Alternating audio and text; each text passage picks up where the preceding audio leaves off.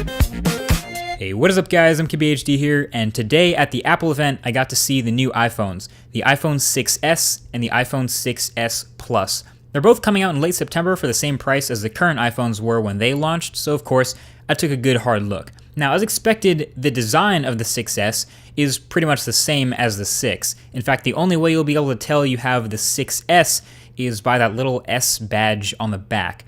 Of course, also if you have the new rose gold color, which to my eye is really more of like a pale pink. But yeah, other than that, from top to bottom, all the way around the outside of this phone, it's the same phone. Although the new 6s Plus is actually a little bit heavier in the hand than the current 6 Plus, and I think we can thank Bendgate for that, since Apple is now using a 7000 series aluminum alloy to strengthen the body, but it's only a couple extra grams. So there are three main improvements to know about in the new iPhone: new specs, new cameras, and new display. So the spec bump is in the processing really. So the 6s is rocking a new Apple A9 chip, which is supposedly nearly twice as fast in the CPU and GPU performance.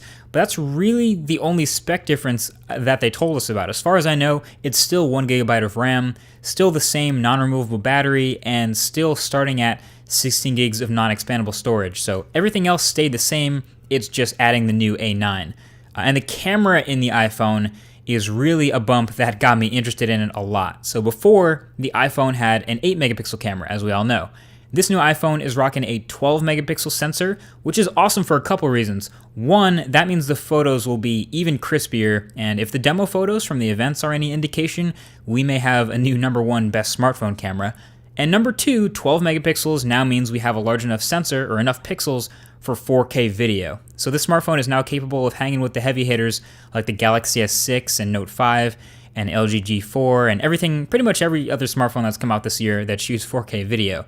Plus the 6s also has optical image stabilization that now works during video as well, so I'm really looking forward to testing this camera a lot more. And as a bonus, the front-facing camera also got a nice little bump up to 5 megapixels, and it now uses the display as a dual-tone flash, according to the ambient light. Smart. And with these new iPhones, you can now turn on something called Live Photo, which will capture 1.5 seconds before and after you snap the photo, which is pretty neat.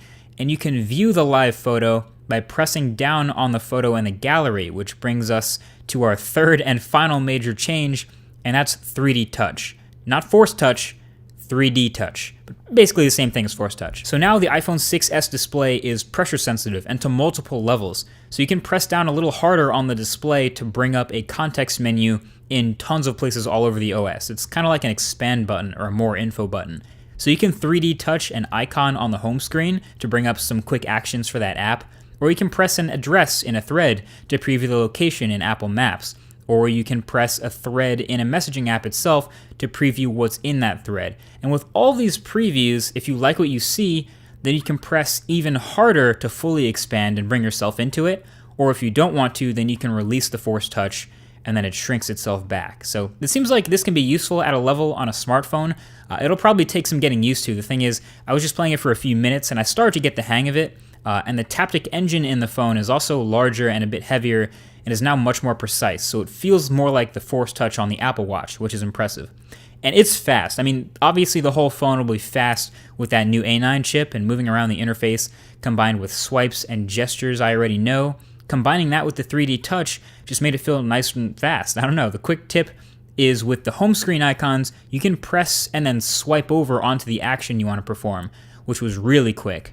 And multitasking with the 3D touch swipe in from the left side is also pretty quick now too, so definitely a little bit of a learning curve to get everything down and figure out where you want to use 3D touch, but it's promising. Also, third-party apps can and definitely will take advantage of this 3D touch too. So there was a couple things demoed. There was a game that can literally change weapons if you press the display harder.